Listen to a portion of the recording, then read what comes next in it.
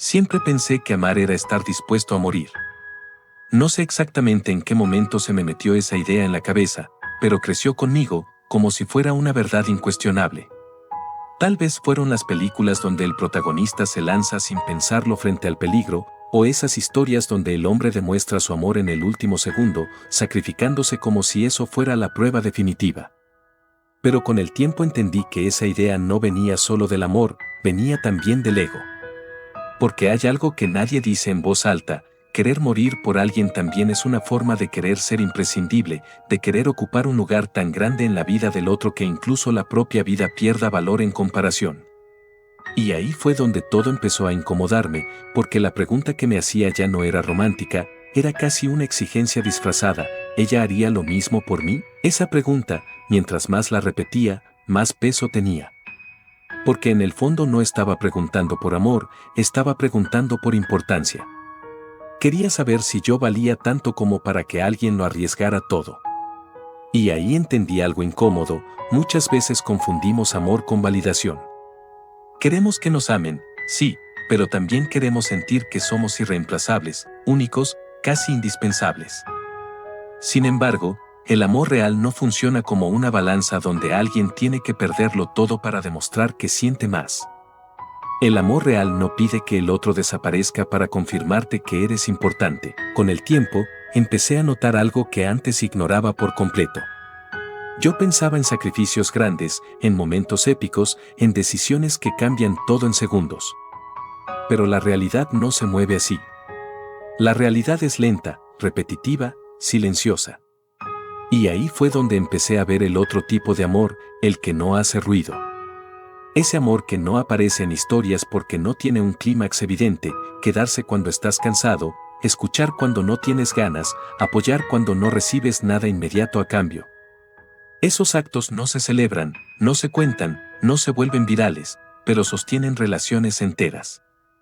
Y entendí que ese tipo de amor no es menor, es simplemente invisible. En medio de esa reflexión, recordé algo que escribió Mario Benedetti: el amor es un acto de valentía. Y por primera vez esa frase dejó de sonar bonita y empezó a sonar real. Porque la valentía no siempre está en lanzarte al peligro, muchas veces está en quedarte cuando podrías irte, en elegir todos los días a la misma persona incluso cuando no todo es perfecto, en sostener algo que no siempre te da recompensas inmediatas. Y ahí empecé a sospechar que tal vez habíamos entendido mal el concepto de sacrificio. Muchos intentan explicar todo esto desde la biología, diciendo que el hombre está programado para proteger, para arriesgar, para exponerse, mientras que la mujer está orientada a cuidar, a preservar, a sostener. Y aunque hay algo de verdad en eso, esa explicación se queda corta. Porque el ser humano no es solo instinto, también es historia, cultura, experiencias acumuladas. No todos los hombres reaccionan igual, ni todas las mujeres sienten de la misma manera. Reducir el amor a un patrón biológico es ignorar todo lo que nos hace complejos. Entonces empecé a observar relaciones reales, no las que se muestran en redes ni las que se idealizan en historias, sino las que existen de verdad. Y lo que encontré fue muy distinto a lo que esperaba.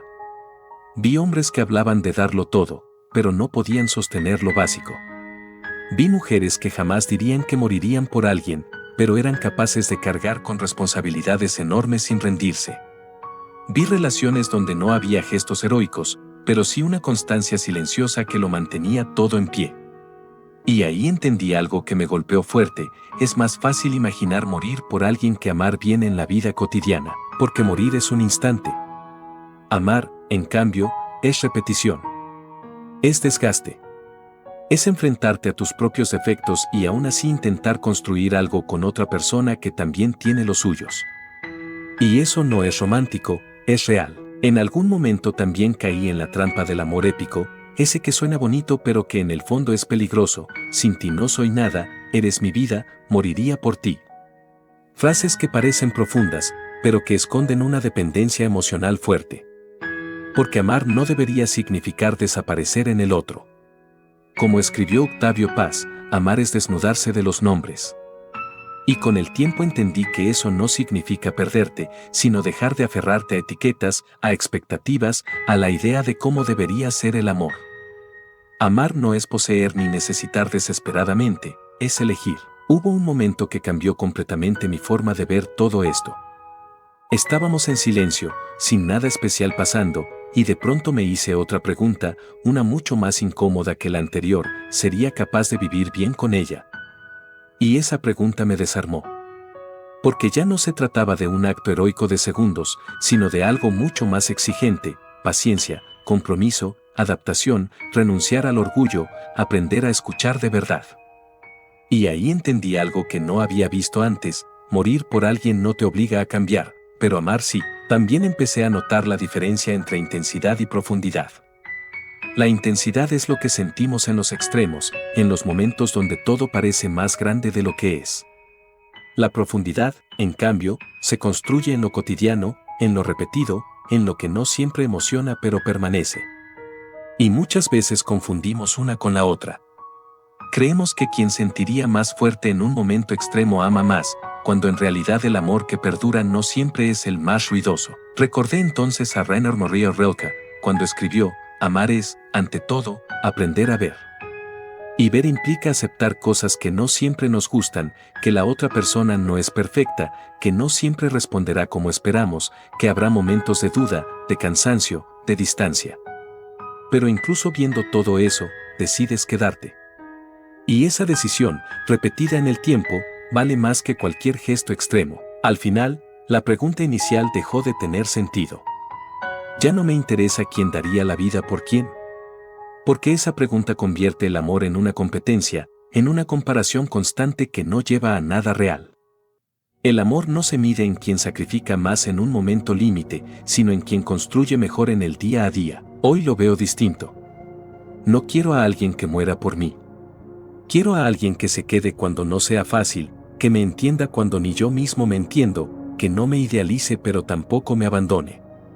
Porque morir por alguien puede ser un impulso de segundos, pero amar de verdad es una forma de vivir, una decisión constante, silenciosa y profundamente humana. Y hay algo más que terminé entendiendo, algo que al inicio me costó aceptar porque rompe por completo con la idea romántica que nos vendieron: el amor no se demuestra en lo que estarías dispuesto a perder, sino en lo que eres capaz de construir sin destruirte en el proceso. Porque si para amar tienes que desaparecer, dejar de ser tú, sacrificar tu paz o tu identidad, entonces no es amor, es una forma de abandono personal que tarde o temprano pasa factura. Amar bien también implica límites, implica dignidad, implica saber que elegir a alguien no significa dejar de elegirse a uno mismo.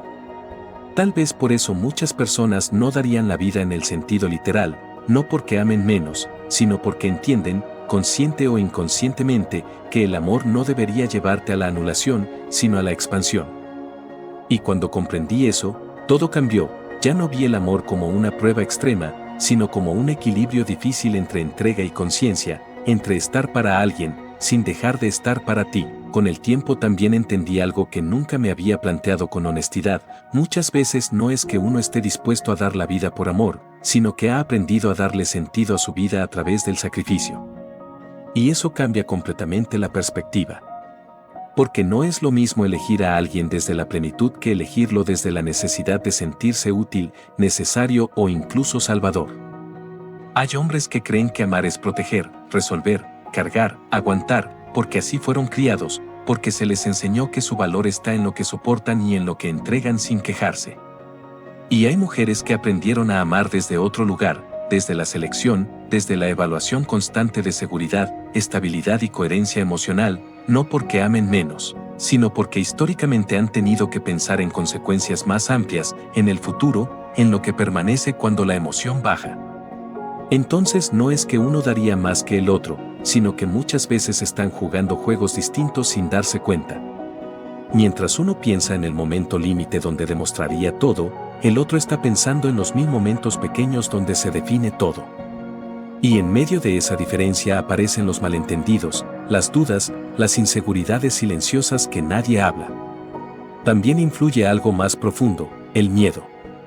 Porque dar la vida suena valiente, pero en el fondo es un acto donde ya no tienes que enfrentar lo que viene después. En cambio, quedarte, construir, sostener una relación en el tiempo implica enfrentarte al aburrimiento, a los conflictos, a la monotonía, a tus propias contradicciones. Implica crecer, cambiar, ceder, reconstruirte. Y eso, aunque no lo parezca, requiere más coraje que cualquier acto impulsivo.